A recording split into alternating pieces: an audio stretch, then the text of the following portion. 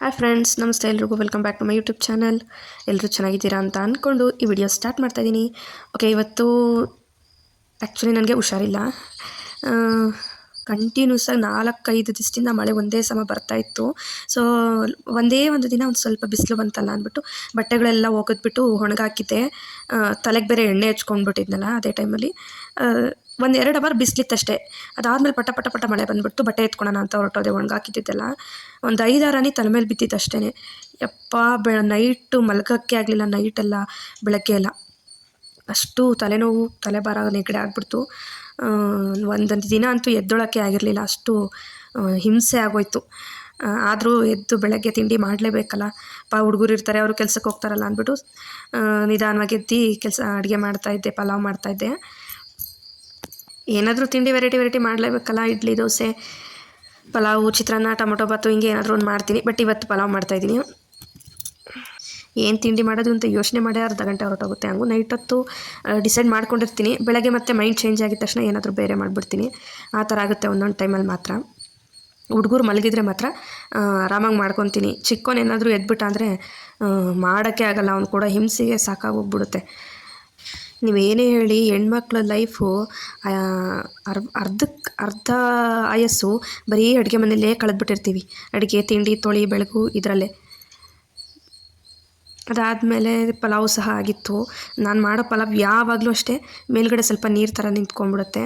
ಅದಕ್ಕೆ ಅದನ್ನೆಲ್ಲ ಸಪ್ರೇಟಾಗಿ ತೆಗೆದಿಟ್ಟಿರ್ತೀನಿ. ಅವ್ರಿಗೇನು ಕೊಡೋಕ್ಕೋಗಲ್ಲ. ಸ್ವಲ್ಪ ಖಾರ ಇರುತ್ತೆ, ಮಸಾಲೆ ಎಲ್ಲ ಮೇಲೆ ಇರುತ್ತಲ್ಲ ಅಂದ್ಬಿಟ್ಟು ಅದನ್ನು ಮಾತ್ರ ನಾನು ಊಟ ಮಾಡ್ಕೊತೀನಿ. ಮಿಕ್ಕಿದ್ದೆಲ್ಲ ಅವ್ರು ಊಟ ಮಾಡ್ಕೊತಾರೆ. ಮತ್ತು ನೈಟಿದ್ದು ಸಪ್ಪೆಸರು ಬಿಸಿ ಮಾಡಿಟ್ಟಿದ್ದೆಲ್ಲ ಅದು, ಮತ್ತು ಕಾಳು, ರೈಸು ಸಹ ಹಾಕ್ಕೊಂಡು ಊಟ ಮಾಡ್ತಾಯಿದ್ದೀನಿ. ಅದ್ರ ಜೊತೆ ಸ್ವಲ್ಪ ಪಲಾವು ಸಹ. ಚಿಕ್ಕವನಿಗೆ ಆ್ಯಕ್ಚುಲಿ ಖಾರ ಇರೋದ್ರಿಂದ ನಾವೆಲ್ಲ ಊಟ ಮಾಡಾದಮೇಲೆ ಒಂದು 10-11 ಗಂಟೆ ಮೇಲೆ ಅವ್ನಿಗೇನಾದರೂ ಬಿಸಿದು ಸರಿನೋ ಇಲ್ಲ ಉಪ್ಪಿಟ್ಟೋ ಇಲ್ಲ ಏನಾದರೂ ಮಾಡಿಕೊಡ್ತೀನಿ. ಫಸ್ಟ್ ನಾವು ಊಟ ಮಾಡಿಬಿಡೋಣ ಅಂತ ಊಟ ಮಾಡ್ತಾಯಿದ್ದೀನಿ. ಆಮೇಲೆ ಪಲಾವ್ ಅಲ್ವಾ, ಅದು ತಣ್ಣಗಾದ್ಮೇಲೆ ತಿನ್ನೋಕ್ಕೂ ಬೇಜಾರು. ಅಂಥದ್ರಲ್ಲೂ ಕಾಳು ತಿಂತಾಯಿದ್ನಲ್ಲ, ಅದನ್ನು ಒಂದೊಂದೇ ಕಾಳು ಇಕ್ಕಿಸ್ಕೊಂಡು ಓಡಾಡ್ತಾಯಿದ್ದ ತಿನ್ಕೊಂಡು. ನಾನು ತಿನ್ನಬೇಕಾದ್ರೆ ಬಂದು ಫಸ್ಟ್ ಟೇಸ್ಟ್ ನೋಡ್ತಾನೆ. ಚೆನ್ನಾಗಿದ್ರೆ ಮಾತ್ರ ತಿಂತಾನೆ, ಇಲ್ಲ ತಿನ್ನಲ್ಲ. ಆಮೇಲೆ ಊಟ ಎಲ್ಲ ಮಾಡಾದ್ಮೇಲೆ ಸ್ವಲ್ಪ ಹೊರಗಡೆ ಓಡಾಡ್ತಾ ಇದ್ದ. ನಾನು ಸಹ ನೀರು ಖಾಲಿ ಆಗಿಬಿಟ್ಟಿತ್ತು ಡ್ರಮ್ಮಲ್ಲಿ.